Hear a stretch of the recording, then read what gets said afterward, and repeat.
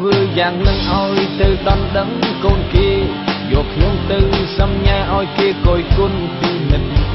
គេនោះហៅសួរមិនហ៊ានទាំងអង្គុយចិត្តម៉ែក្មេកពីនិតហើយដេញដោលសួរថា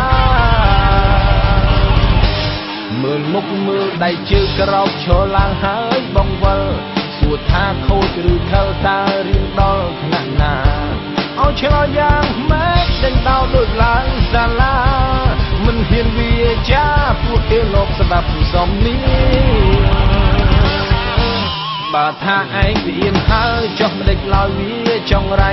ធ្វើឲ្យកៅបែកខ្ចាយឲ្យគេសោចអាក់ក្អាយនឹកឡើងអត់ចិត្តស្ដាយណាพี่น้องស្រាប់តែដល់ពេលបាយនោះហូបទាំងឡាយរៀបត្រៀបត្រាមិនដឹងធ្វើយ៉ាងណាថាឲ្យវាបានសមរម្យ